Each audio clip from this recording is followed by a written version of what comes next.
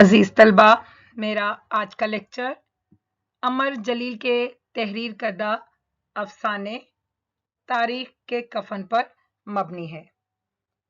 عمر جلیل کا یہ افسانہ ایک معاشرتی اور اصلاحی کہانی ہے جو معاشرتی ناانصافیوں اور طبقاتی فرق کو اجاگر کرتی ہے۔ عمر جلیل کا اصل نام قاضی عبدالجلیل ہے۔ انہوں نے اس افسانے میں اپنے مخصوص اسلوب میں سماجی برائیوں کی نشاندہی کی ہے۔ اسی حوالے سے آج کے اس سبق میں ہم اس افسانے کے اہم نکات پر بات کریں گے، لیکن پہلے مصنف کے حوالے سے طرز تحریر کو سمجھ لیتے ہیں۔ عمر جلیل کا تعلق سندھ سے ہے۔ ان کا سال پیدائش 1936 ہے۔ اصل نام قاضی عبدالجلیل، اور اگر ان کے اسلوب کی بات کی جائے تو حقیقت پسندانہ انداز میں انہوں نے انتہائی سادہ اور مؤثر زبان کے ذریعے معاشرتی ناانصافیوں اور طبقاتی فرق کو واضح کیا ہے۔ ان کا اسلوب حقیقت پسندانہ ہے اور براہ راست مکالمات پر مبنی ہے جو قاری کو غور و فکر کی دعوت دیتا ہے۔ انہوں نے اپنے افسانے میں سادہ اور پر اثر زبان کو استعمال کرتے ہوئے کہانی کے موضوع اور پیغام کو بہت مؤثر انداز میں بیان کیا ہے۔ ان کی تحریر میں جذباتی اور فکری گہرائی پائی جاتی ہے جو کہانی کے موضوع اور پیغام پر سوچنے پر مجبور کر دیتی ہے۔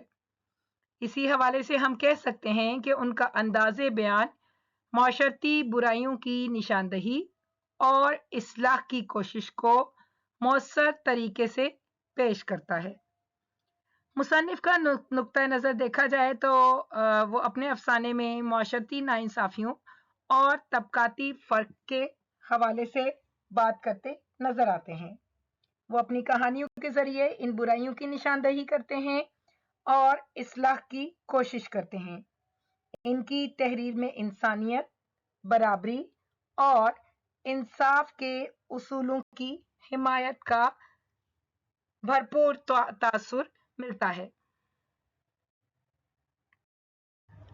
افسانے سے آغاز کردہ چند اقتباسات اور ان کی وضاحت۔ پہلا اقتباس: ایک شخص ہجوم سے راستہ بناتا، ہلہ بولتا، آگے بڑھ آیا۔ اس کے ہونٹ پتلے اور خشک، آنکھیں مچمچی اور بے رونق، اور بال اجڑے ہوئے تھے۔ اس نے لوگوں سے بلند آواز میں کہا، میں اسے اچھی طرح جانتا ہوں، یہ چور نہیں، نہ ہی جیب کترا اور نہ ہی لفنگا ہے، یہ صرف شیدی ہے۔ جس نیک بندے کا ہاتھ شیدی کی گردن میں تھا، اس نے ایک نگاہ میں نووارد کا جائزہ لیتے ہوئے طنزیہ انداز میں پوچھا، اور تم کون ہو؟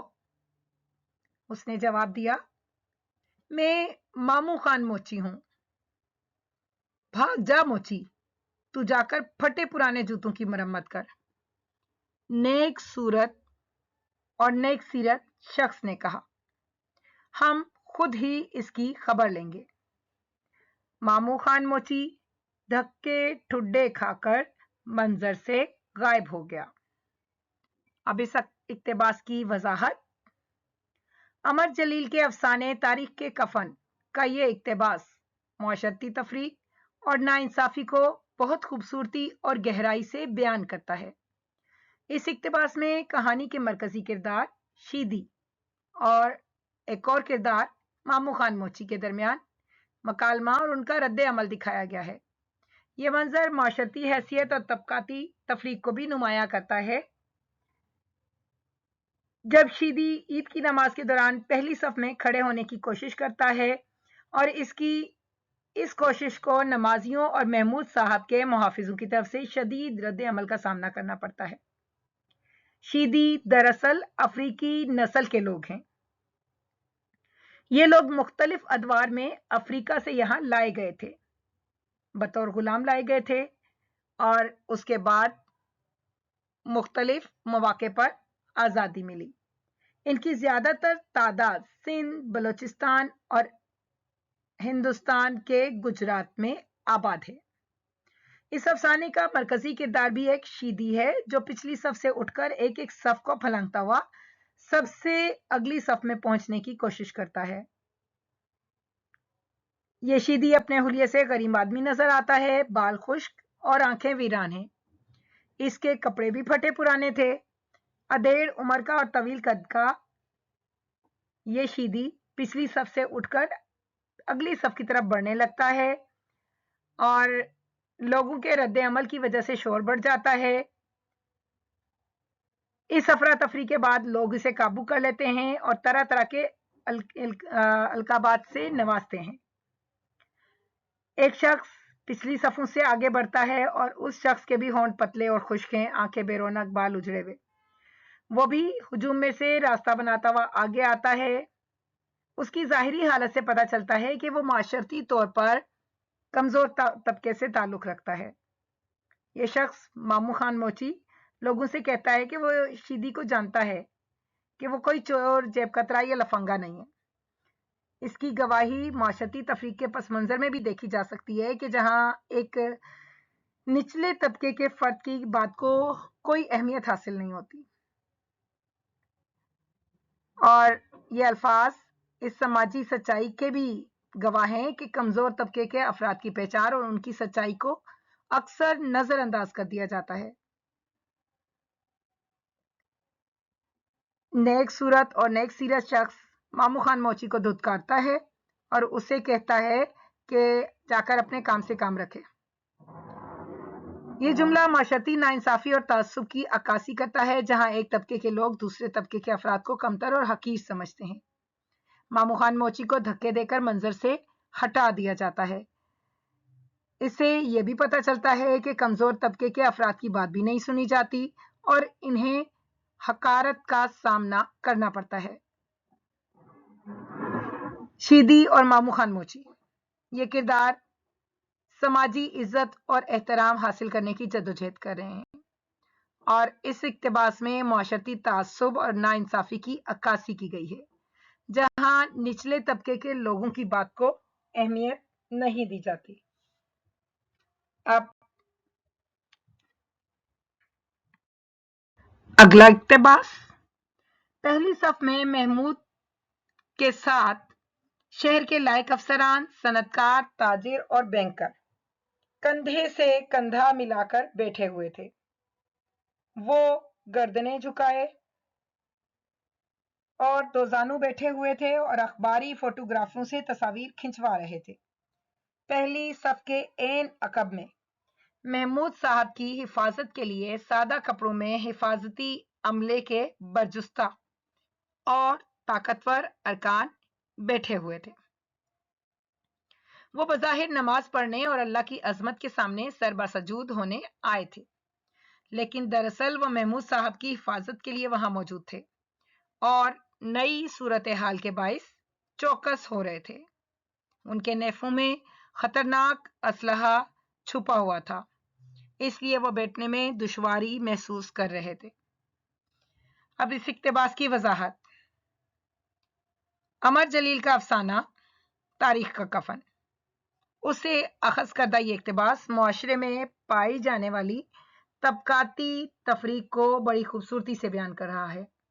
इसमें ईद की नमाज के दौरान पहली सफ में मौजूद अफराद की हालत और उनके मकासद बयान किए गए हैं। अफसाने के इस हिस्से में यह बताया जा रहा है कि पहली सफ में महमूद साहब और उनके साथ शहर के मोअज़्ज़िज़ अफसरान, सनतकार, ताजिर और बैंकर मौजूद हैं। ये अफराद कंधे से कंधा मिलाकर बैठे हुए हैं और अखबारी फोटोग्राफों से तस्वीर खिंचवा रहे हैं। इस मंजरनामे से जाहिर होता है कि ये अफराद न सिर्फ अपने माशरती मकाम को नुमाया करने के लिए पहली सफ में बैठे हैं, बल्कि अपने असर रसूख और इज्जत की नुमाइश भी कर रहे हैं। इनकी मौजूदगी का मकसद सिर्फ इबादत करना नहीं, बल्कि अपनी साख, अपनी मकाम को भी बरकरार रखना है। पहली सफ के बिल्कुल पीछे महमूद साहब की हिफाजत के लिए सादा कपड़ों में मलबूस हिफाजती अमले के ताकतवर अरकान बैठे हुए हैं। ये अफराद बज़ाहिर नमाज पढ़ने और अल्लाह के हुजूर सर झुकाने आए हैं, लेकिन दर हकीकत इनका असल मकसद महमूद साहब की हिफाजत करना है। इस तजाद को बयान करते हुए अमर जलील ये वाजे करते हैं कि माशरती ताकतवर अफराद की हिफाजत और इनकी साख को बरकरार रखने के लिए कितने इकदाम किए जाते हैं। हिफाजती अमले के अरकान असलहे से लैस हैं, जो इनके खौफ और खतरे के एहसास को भी जाहिर कर रहा है। ये इक्तबास उन समाजी हकायक का भी नुमाइंदा है कि जहां नमाज जैसे मुकद्दस मौके पर भी ताकत और हिफाजत के मसाइल गालिब आ जाते हैं। हिफाजती अमले के अफराद की मौजूदगी और उनका असलहे से लैस होना इस बात की अलामत है कि माशरती मुकाम और ताकत के हामिल अफराद हमेशा खतरात से दोचार रहते हैं। वो अपनी हिफाजत के लिए हर मुमकिन इकदाम करते हैं और इनकी हिफाजत मखसूस अफराद पर मबनी टोला कर रहा होता है। महमूद साहब और इनके साथ बैठे अफराद की गर्दनें झुकाना और दो जानू बैठना बज़ाहिर तो आजिज़ी और इनकिसारी की अलामत नजर आता है, लेकिन इसके दरपर्दा मकासद कुछ और हैं। वो अपनी साख को बरकरार रखने के लिए हर मुमकिन कोशिश करते हैं और इसके लिए वो हर मौके का फायदा उठाते हैं। इस इक्तबास के जरिए अमर जलील ने समाजी हकायक और तजादात को बहुत खूबी से बयान किया है। एक तरफ नमाज का मौका है कि रूहानियत और आजिज़ी का मजहर, और दूसरी तरफ समाजी ताकतवर अफराद की साख और हिफाजत के मसाइल। इससे जाहिर होता है कि माशरती मुकाम और ताकत हासिल करने के बाद भी उन अफराद को अपनी हिफाजत और साख बरकरार रखने के लिए मुसलसल जद्दोजहद करनी पड़ती है। ऐसे अफराद की हालत हमें इस बात को भी बावर कराती है कि माशरती मुकाम और ताकत की दौड़ में हम असल मकासद और रूहानियत को भूल जाते हैं और हमारी जिंदगी तजादात का शिकार हो जाती है। अमर जलील ने इस इक्तबास के जरिए समाजी तजाद और हकायक को बहुत खूबसूरत अंदाज में बयान किया है। अगला इक्तबास, फिर जो दुर्गत बनाना उनके हाफिजे में महफूज था, वो दुर्गत उन्होंने शीदी की बनाई।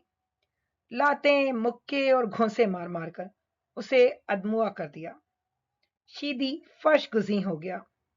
उन्होंने इसे फिर उठाकर खड़ा कर दिया। इसके मुंह पर पानी के छींटे मारकर इसे होश में ले आए। शीदी ने खून आलूद आंखें खोलकर हिफाजती अमले की तरफ देखा। चाको चौबंद अफसर ने इसके बालों को मुट्ठी में पकड़ते हुए कहा, बताओ तुम कौन हो? महमूद साहब के साथ खड़े होकर नमाज क्यों पढ़ना चाहते हो? शीदी बुझने लगा। एक लम्हे के लिए उसकी आंखों में पुरस्रार रोशनी लौट आई। उसने टूटे फूटे लहजे में कहा, मैं अयाज हूं। मैं एक ही सफ में खड़ा होकर महमूद के साथ नमाज पढ़ूंगा। अब इसकी वजाहत अमर जलील के अफसाने तारीख का कफन, इससे अखज़ करदा ये इक्तबास जुल्म, तशद्दुद और तबकाती तफरीक की शिद्दत को बयान कर रहा है। शीदी के साथ जो सुलूक किया जा रहा है वो इस नाइंसाफी और इस्तेसाल की अक्कासी करता है। और आखिर में शीदी का जुमला पूरे अफसाने की रूह बनकर नुमाया होता है। इक्तबास से पहले बताया गया है कि जब शीदी पिछली सफ से उठकर अगली सफ में पहली सफ में पहुंचने की कोशिश करता है तो इस दौरान अच्छा खासा हंगामा गर्म हो जाता है। लोग इसे बुरा भला कहते हैं और मुख्तलिफ अलकाबात से नवाजते हैं। सबसे पहली सफ में शहर के मुअज्जिज़ीन, महमूद साहब और दूसरे बड़े लोग बैठे हुए हैं। उनके पीछे उनका हिफाजती अमला भी है जो असलहे से लैस है। जब शीदी के हवाले से शोरगुल बढ़ता है तो हिफाजती अमले के अरकान शीदी को ईदगाह से बाहर ले जाते हैं। वो इसे वहां ले जाकर तशद्दुद का निशाना बनाते हैं। लातें, मुक्के और घोंसे मार मार कर शीदी को नीम मुर्दा कर देते हैं। इतनी शिद्दत से पीटते हैं कि वो बेचारा फर्श पर गिर जाता है। ये तशद्दुद इस बात का गम्मास है कि मुआशरती निज़ाम में ताकतवर तबका कमज़ोर तबके को किस तरह दबाता है और उन्हें हकारत और नफरत का निशाना बनाता है। शीदी को दोबारा होश में लाने के लिए उसके मुंह पर पानी के छींटे मारे जाते हैं।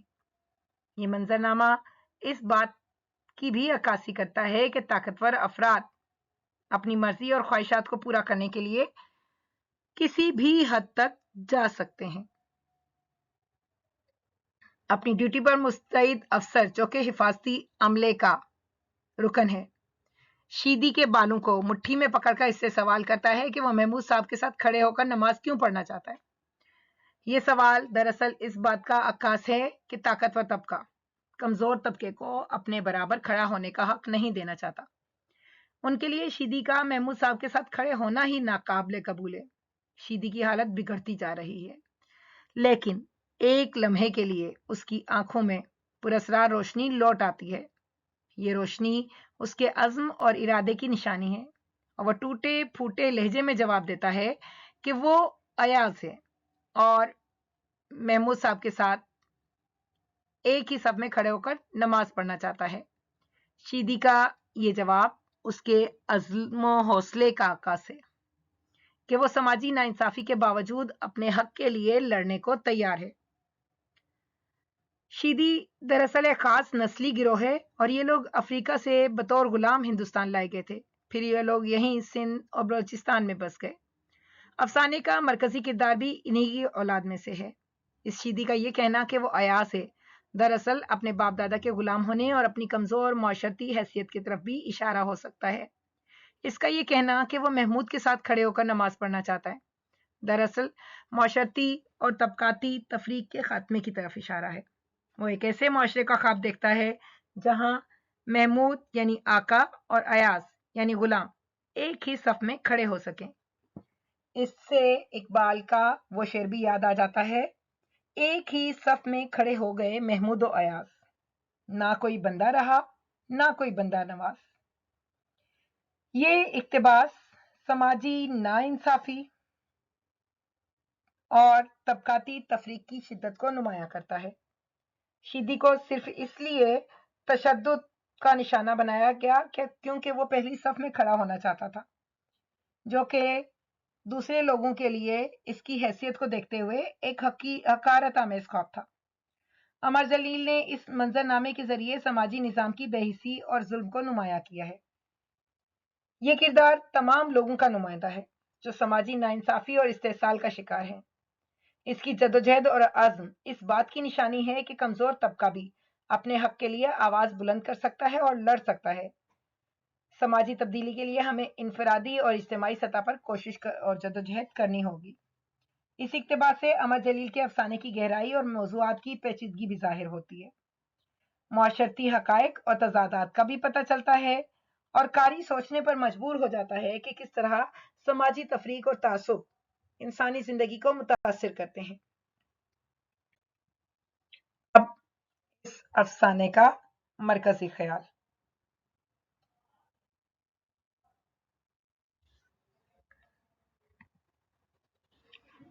कहानी से आपको अंदाजा हो ही गया होगा कि अफसाने का मरकजी ख्याल तबकाती तफरीक के हवाले से है। समाजी निज़ाम में तबकाती तफरीक और अदम मसावात किस तरह अफराद को इनकी हैसियत की बुनियाद पर कमतर बनाती है। यह अफसाना इस बात की निशानदही करता है कि किस तरह गरीब और नातवा अफराद को समाजी बराबरी और इंसानी हुकूक से महरूम रखा जाता है और इन्हें सिर्फ इनकी हैसियत की बुनियाद पर जिल्लत और तज़हीक का सामना करना पड़ता है। इस अफसाने के जरिए अमर जलील ने समाजी अदल और इंसानी वकार की अहमियत को उजागर किया है। अफसाने का खुलासा। तारीख का कफन अमर जलील का तहरीर करदा एक ऐसा अफसाना है जो ईद की नमाज के दौरान पेश आने वाले एक वाक़े पर मबनी है। कहानी का मरकजी किरदार एक शीदी है और कहानी का आगाज नमाज ईद की तैयारी से, उसकी मंजर निगारी से शुरू होता है। इससे पहले शीदी का हुलिया बताया गया। शीदी ईदगाह की आखिरी सफ से उठकर पहली सफ तक पहुंचने की कोशिश करता है। अफसाने की इब्तिदा भी शीदी के हुलिये से होती है जो निहायत गरीब और नातवा हालत में होता है। नमाज की पहली सफ तक पहुंचने के लिए मुख्तलिफ सफों से गुजरता है जहां हर तरह के लोग उसकी तज़हीक करते हैं और उसे पीछे हटाने की कोशिश करते हैं, लेकिन शीदी इन सब को नजरअंदाज करते हुए अपनी कोशिश जारी रखता है। नमाज के दौरान शीदी की यह हरकत लोगों की तवज्जो का मरकज बन जाती है। मुख्तलिफ अफराद इसके बारे में मुख्तलिफ ख्यालात और नजरियात पेश करते हैं। उसे मुख्तलिफ नामों से पुकारा जाता है। कुछ लोग इसे चोर या जेब कतरा करार देते हैं, जबकि कुछ इस पर गैर मुल्की एजेंट होने का शुबा जाहिर करते हैं। शीदी को नमाज की पहली सफ की तरफ बढ़ता देखकर हिफाजती अमला इसे काबू कर लेता है और इस पर तशद्दुद शुरू कर देता है ताकि इसके इरादे और शनाख्त का पता चल सके। शीदी पर शदीद तशद्दुद के बावजूद वो सिर्फ एक ही बात दोहराता रहता है कि वो पहली सफ में खड़ा होकर नमाज पढ़ना चाहता है। अफसाने के इख्तिताम पर शीदी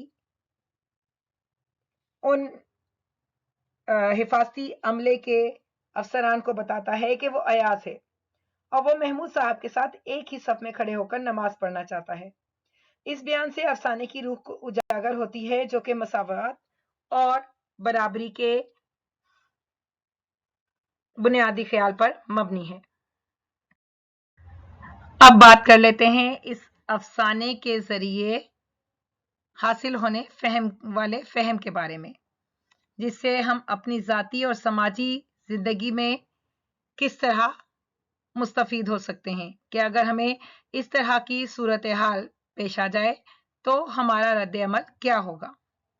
अगर हम देखें ज़ाती ज़िंदगी में, तो इस कहानी को पढ़ने के बाद हमें ये एहसास होता है कि हमें अपने रवैयों पर नज़र षानी करनी चाहिए। अगर हम खुद को किसी ऐसी सूरत हाल में पाएं जहां किसी फर्द के साथ नाइंसाफ़ी हो रही हो, तो हमें उसके हक में आवाज़ उठानी चाहिए। हमें चाहिए कि हम अपने इर्द गिर्द मौजूद तबकाती फ़र्क को ख़त्म करने की कोशिश करें और हर इंसान के साथ बराबरी का सलूक करें।